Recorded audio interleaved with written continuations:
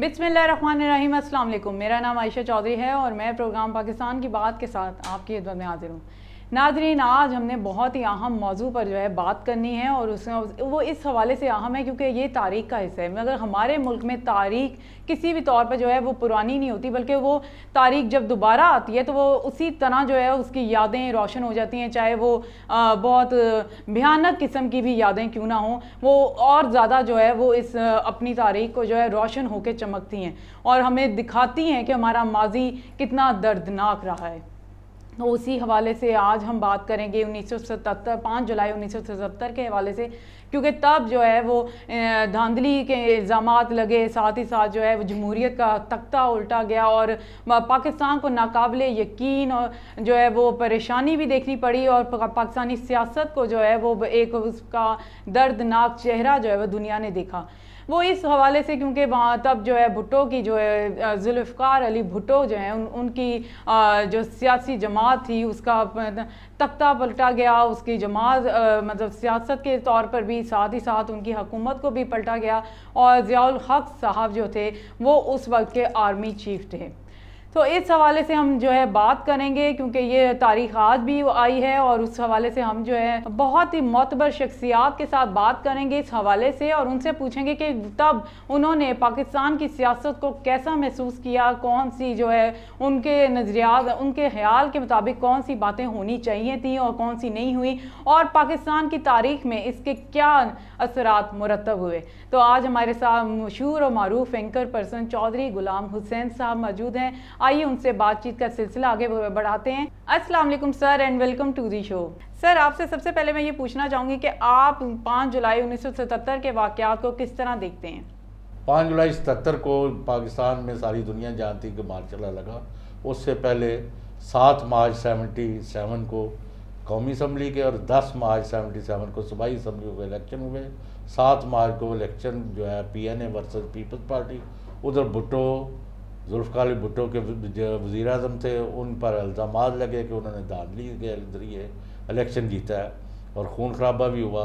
इसके नतीजे में 7 मार्च के बाद जो 10 मार्च को इलेक्शन था सूबाई असम्बलियों का, अपोजिशन ने बायकाट कर दिया और उन्होंने एजिटेशन शुरू कर दी, जिसमें हज़ारों बंदे जो हैं वो गिरफ़्तार हुए, सैकड़ों शहीद हुए और हज़ारों ही ज़ख्मी हो गए, अस्पतालों में पड़े हुए थे, जेलें भर गई, अस्पताल भर गए और खून खराबा रुक नहीं रहा था। लाहौर में ख़वातीन को भी 9 अप्रैल वाले दिन बहुत ज़्यादा जुल्म हुआ और यहाँ तक मामला बिगड़ गए कि फ़ौज के ब्रिगेडियर जो कमांडर थे उन्होंने अवाम पर फायरिंग करने से इनकार कर दिया और 3 ब्रिगेडियर जो थे, इकबाल और दूसरे 2, उन्होंने इस्तीफ़ा दे दिया फ़ौज से और बड़ी सूरत हाल गंभीर हुई। कर्फ्यू लगने शुरू हो गए, बातचीत भी होती रही लेकिन कोई नतीजा ना निकला। तो सर, एक और सवाल है कि भुट्टो साहब ने मतलब जब उन्हें जेल हो गई या जेल जाना पड़ा और उसके बाद जो है उन्होंने माफ़ी नहीं मांगी ज़ियाउल हक़ साहब से, इस वजह से उन्हें फांसी की सज़ा दी गई। तो इसमें कितनी की सदाकत है? अच्छा, ये आज मैं इंकिशाफ करने वाला हूँ आपके शो के ज़रिए। ये पूरी दुनिया के लिए पहली दफ़ा बात हो रही है कि जुल्फ़िकार अली भुट्टो मरहूम जब उनको पहले नज़रबंद की रखा गया था दूसरे सियासतदानों की तरह,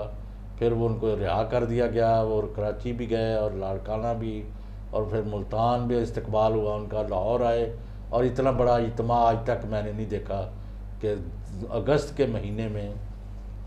नंगे पाँव, फटे पुराने कपड़े, चप्पल जो होती है हवाई वो,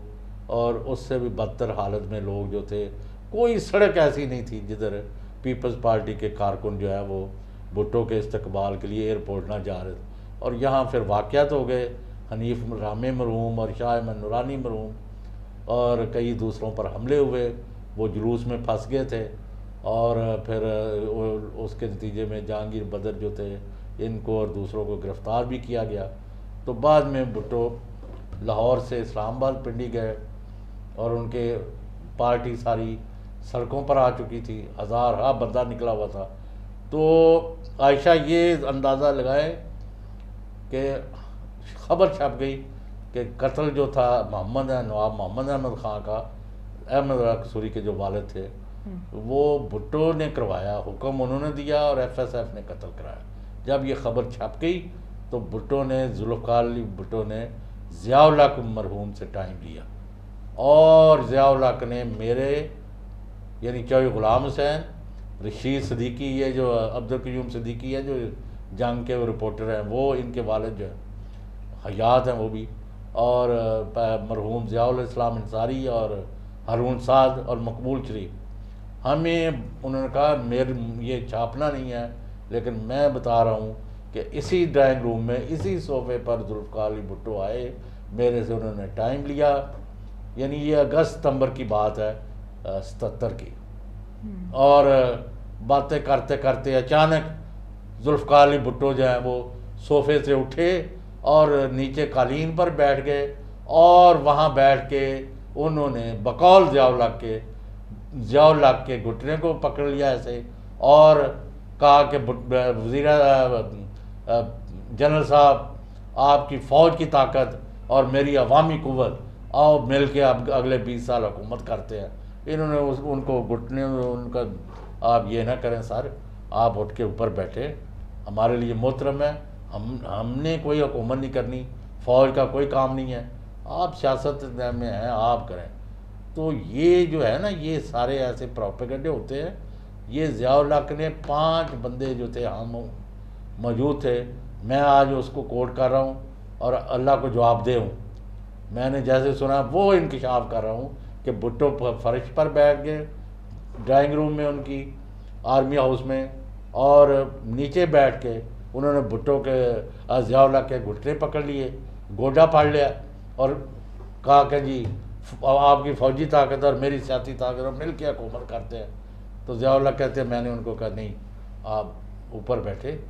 और ये कोई हमारा काम नहीं है, फ़ौज का कोई काम नहीं है, आप